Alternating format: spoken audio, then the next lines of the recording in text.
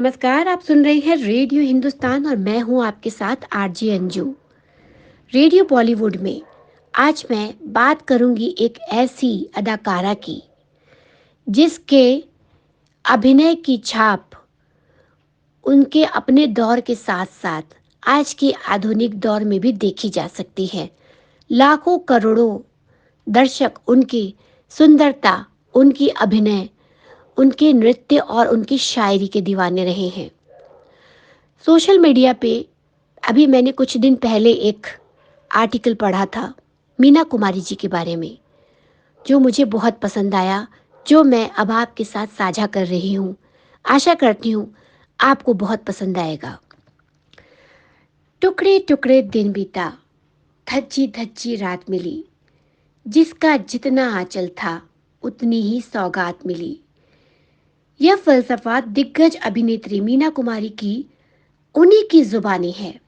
Cinema जगत में tragedy queen के नाम से मशहूर मीना कुमारी जिंदगी भर सच्चे प्यार के लिए तरसती रही। मीना को पैदा होते ही पिता का पत्थर दिल रवैया, करियर के मुकाम पर महबूब की बेवफाई और पति की अग्नि परीक्षा नसीब हुई। पुरुष के प्रत्येक रूप ने उनके दिल को तार तार ही कर दिया। अपने इस दर्द के बारे में खुद मीना कुमारी भी लिखती हैं। न हाथ थाम सके, न पकड़ सके दामन, बड़े करीब से उठकर चला गया कोई। 1 अगस्त 1933 को जन्मी मीना कुमारी की निजी जिंदगी में एक के बाद एक तमाम कोहराम आते गए। दर्द को झेलते झेलते वह शराब के आगोश में चली गई और 31 मार्च 1972 को उन्होंने इस दुनिया को अलविदा कह दिया।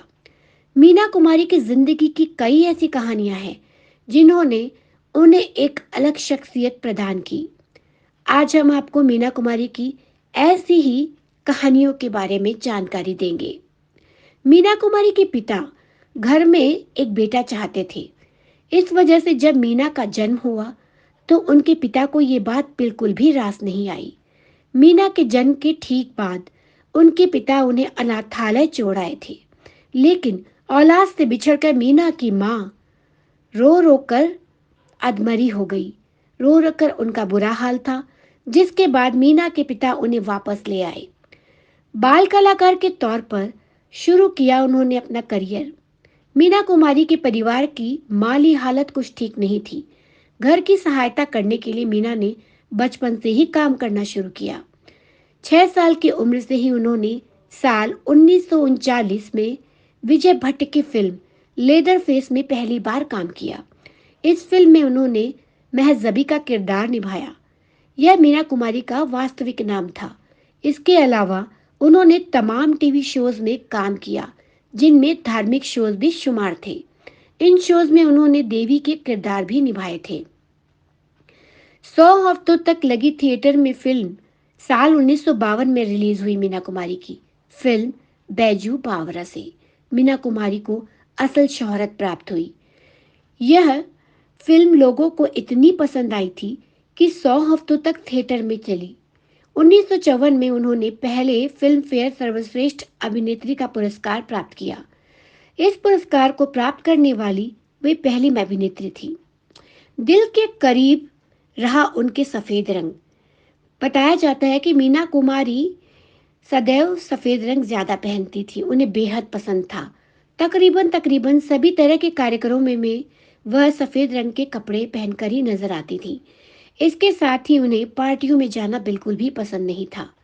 मीना का कहना था कि ऐसी पार्टियों में उनका मन नहीं लगता और उन्हें बोरियत महसूस होती है। कम ही दिखी फिल्म में उनकी हाथों की उंगलियां, यानी कि उनके बाएं हाथ की। मीना कुमारी की फिल्मों में उनका दृश्य ध्यान से देखा जाए तो ये मालूम पड़ता है कि वह अक्सर अपना बायां हाथ घुमाया करती थी।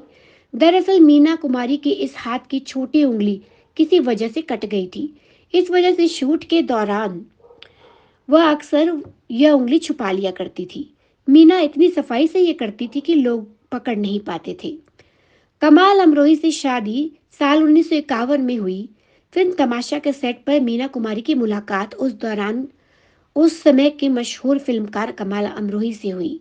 धीरे धीरे ये मुलाकात नजदीकियों में बदल गई, प्यार में बदल गई और 1 साल के भीतर भीतर उन दोनों ने निकाह कर लिया। यह कमाल अमरोही की तीसरी शादी थी। हालांकि 12 वर्ष के भीतर ही दोनों के रिश्तों में दरार आ गई। एक रोज दोनों के बीच किसी बात को लेकर झगड़ा इतना बढ़ गया कि कमाल ने मीना को 3 तलाक दे दिया। निजी जिंदगी पर बनी उनकी फिल्म ने कहा, ये आपको बताना चाहेंगे, मीना कुमारी से तलाक के बाद कमाल को अपनी गलती का एहसास हुआ। वह मीना को दोबारा हासिल करना चाहते थे, लेकिन इस्लामिक धर्म के अनुसार ये केवल हलाला के बाद ही मुमकिन था। कमाल ने अपने दोस्त और जीनत अमान के पिता अमान उल्लाह खान के साथ उनका हलाला करवाया और 1 महीने बाद उनका दोबारा मीना कुमारी से विवाह हुआ, यानी कि निकाह हुआ। हालांकि मीना कुमारी हलाला के बाद पूरी तरह टूट गई थी। इस बारे में मीना कुमारी ने लिखा भी था, धर्म के नाम पर मुझे दूसरे मर्द को सौंपा गया तो मुझमें और एक वेश्या में क्या फर्क रह गया। मशहूर निर्माता निर्देशक B.R. चोपड़ा ने साल 1982 में इस वाक़ये पर एक फिल्म बनाई, निकाह, जो कि बहुत ही हिट रही। धर्मेंद्र से मीना कुमारी के प्यार के चर्चे भी काफी चर्चा में रहे। मीना कुमारी की धर्मेंद्र से पहली मुलाकात साल 1964 में फिल्म मैं भी लड़की हूं में हुई। उस दौरान दोनों ही शादीशुदा थे, लेकिन मीना धर्मेंद्र के प्यार में पड़ गई। उस समय तो ऐसी चर्चा भी रही कि धर्मेंद्र के कारण ही मीना कुमारी का अपने पति निर्देशक कमाल अमरोही से तलाक हो गया। लेकिन धर्मेंद्र को मीना कुमारी से कोई प्यार नहीं था, बल्कि उन्होंने मीना का इस्तेमाल फिल्म इंडस्ट्री में अपने कदम जमाने के लिए किया था। मीना कुमारी को शायरी का बहुत शौक था। वह नाज नाम से शेरो शायरी किया करती थी। अदाकारी के साथ मीना का यह रूप वह था जिसके बारे में सभी लोग नहीं जानते थे, लेकिन जिन्हें पता था वे मीना कुमारी की इस काबिलियत के मुरीद थे। आखिर दौर में उन्होंने अपनी डायरी गीतकार, लेखक और फिल्मकार गुलजार को सुपुर्द कर दी थी। बहुत ही कम लोगों को पता है कि मीना कुमारी ने मुमताज को अपना बंगला उपहार के स्वरूप दिया था। दरअसल मुमताज ने एक बार मीना कुमारी के लिए एक फिल्म में काम किया था। हालांकि कुछ वित्तीय संकटों के कारण मीना मुमताज को उनका मेहताना दे नहीं पाई। उन्हें करीब 3 लाख रुपए देने थे। हालांकि मुमताज ने कभी इसका जिक्र नहीं किया, लेकिन मीना कभी इस बात को भुला नहीं पाई थी।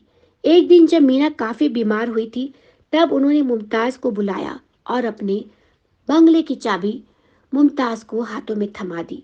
तो ये थी मीना कुमारी, जिनके दरिया दिली के किस्से भी बहुत मशहूर थे। एक बहुत ही उम्दा और बहुत ही कुशल अभिनेत्री, जिन्हें अभिनय की बारीकियां उनके अंदर इतनी थी, इतना ज़्यादा उन्हें अनुभव था कि वो एक अपने आप में इंस्टीट्यूट थी। और आज भी उनके फिल्म के गीत गाए जाते हैं। उनकी फिल्म पाकीज़ा उनके पूरे करियर में एक ऐसी फिल्म थी जिसके गीत आज भी गाए जाते हैं। और उसमें हालांकि सारे ही गीत बहुत मशहूर हुए थे, लेकिन एक गीत जो सभी के दिलों को छूता है, चलते चलते चलते चलते यूं ही कोई मिल गया था, यूं ही कोई मिल गया था, सारी राह चलते चलते। तो हमारे रेडियो हिंदुस्तान चैनल की ओर से ऐसी अनुपम और सुंदर और गुणी प्रतिभावान अदाकारा को हम सलाम करते हैं, उन्हें नमन करते हैं। और चलते चलते अब अनुमति लूंगी और कहूंगी कि पानी बचाइए, सबको सिखाइए, पेड़ लगाइए, सबको सिखाइए। नमस्कार।